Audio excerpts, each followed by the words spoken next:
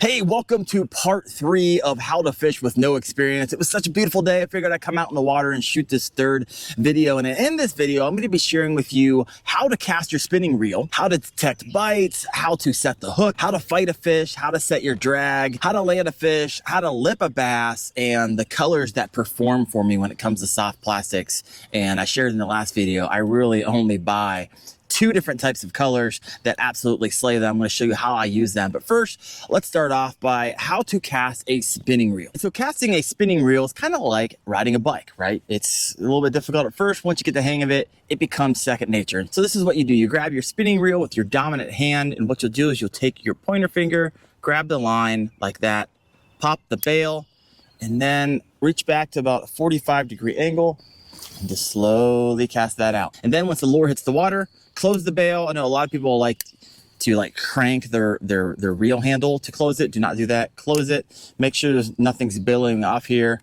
And make sure that's a little tight. And then you can start working the lure back to you. So you can do this on the water, but if you do it on the water a lot of times, especially if you're casting the shore, you could get this thing tangled up in trees. Take Darren night fishing, and he decided to go squirrel hunting.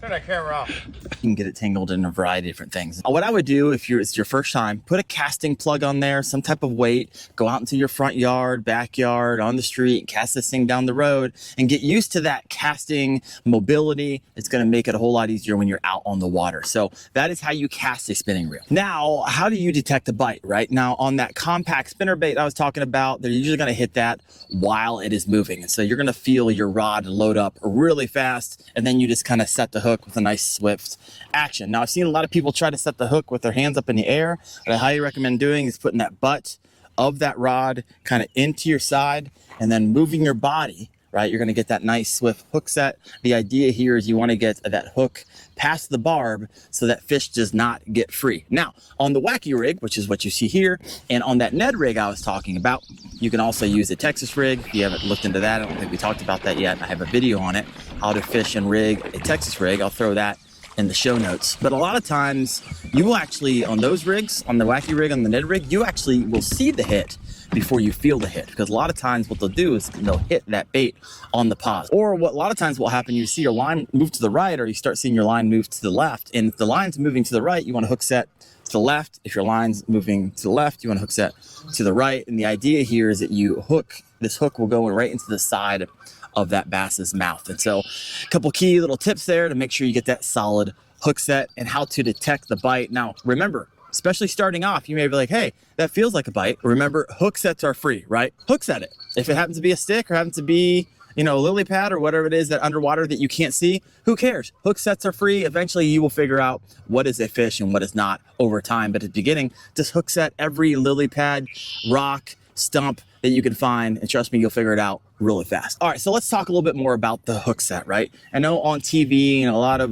YouTubers or content creators, you'll see them doing these massive hook sets. Well, on the rigs that I shared with you, the compact spinnerbait, the Ned rig, and the wacky rig, you don't have to have that massive hook set. A lot of times, those guys and girls are using frog, you're using jigs. Those hooks are a lot bigger. Sometimes there's 2 hooks, and you have to set that hook really, really good to get that large diameter wire gauge through the lips of that bass. But for the wacky rig, you don't, right? In fact, if you overset the hook on a Ned rig or on a wacky rig, sometimes because these hooks are thin diameter wire, you will bend those out and you actually lose the bass. So really all you need is, once you feel that hook set, just a nice sweeping hook set, and the majority of the time you will set that hook past the barb. Now, here's a common beginner mistake that I see a lot. A lot of times individuals, what they'll do is they will feel that bite, and instead of doing the hook set, it's just natural instinct, I guess, is to start reeling really fast. The problem with reeling really fast is that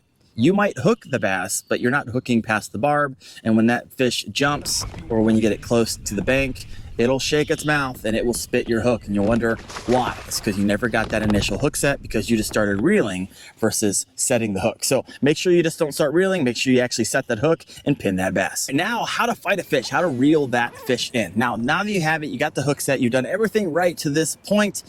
This is the fun part. And a lot of times where individuals get in trouble is they get so excited and they think, I want to get that bass to me as fast as possible. And so they horse that thing through lily pads, they horse it through the grass. And a lot of times what will happen, because if you're using the 8-pound diameter line, it will simply snap because you're putting too much pressure on that line. So if you have the room to do it, right, let that, if you got the nice hook set, it's past the barb, you don't need to horse it in. Slowly just keep a tension on the line, right? That is key. You don't want any slack line. That's going to give that bass the ability to jump, to shake, and it's going to use the leverage of the weight of that lure to shake it. And if it's not pinned past the barb, if it's given slack line, it will spit your lure. And so you want to keep constant tension on the line, and also take your time bringing it in. Now, once you get that fish to the bank or to your kayak, you can do a variety of things. You can use a net if you have one. I got one right here that I just flip open and boom. I typically only bring out this net when the bass look like they're 5 pounds or more, because if I try to lip that thing or if I try to boat flip it, a lot of times it might snap my line. So let me show you how to lip a bass. In fact, I'll go catch a bass in a little bit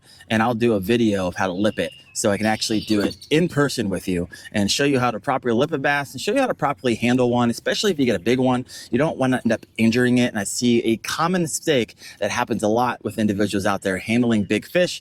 You might actually mess them up a bit. So I'm going to go catch a bass here a little bit, and I'm going to show you, and I'll insert that right here so you can watch it. Guys, I caught a little guy.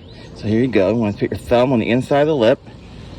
And what I like to do is just give a little angle to it like this, and then it keeps them from flipping back and forth a lot. So if you have them like this, they like to shake, a little 5-degree angle. Now, if you get a big one, or really any fish, I want to show you how to handle these guys so you don't hurt their jaws. So give me 1 second, let me turn the camera around. You have these guys right here. When you pull them sideways, you want to support their body weight. If you're going to take a photo, support their body weight so you don't put all the pressure on their jaw by holding their lips when you lip that bass. So there you have it. When you're done, go ahead and give that girl a nice easy release. All right, so now let me show you some tactical things. When it comes to the color of soft plastics, when it comes to that Ned rig, when it comes to the wacky worm. And so typically the colors that are gonna get my money is going to be green pumpkin, black fleck. So if you're out there and you're looking at a million colors of worms on the wall and Ned rigs on the wall, you're like, which color should I buy? Green pumpkin, black fleck. Now, if you're fishing the rivers, I like green pumpkin, red fleck. For whatever reason, that's just my confidence bait. They have a tendency to slam it. Now, if you're fishing a body of water and you already know that it's muddy, or you get there and it's usually clear, but it's muddy that day, I also carry with me a black and blue lure. Those are really the only two colors that I have a lot of success with. Yes, can you catch them on other colors of lures? Absolutely. But the ones that get my money, and I've fished for 30 years, black and blue, fish it in muddy or tannic water. Or if it's really clear, I'll do a green pumpkin, black fleck.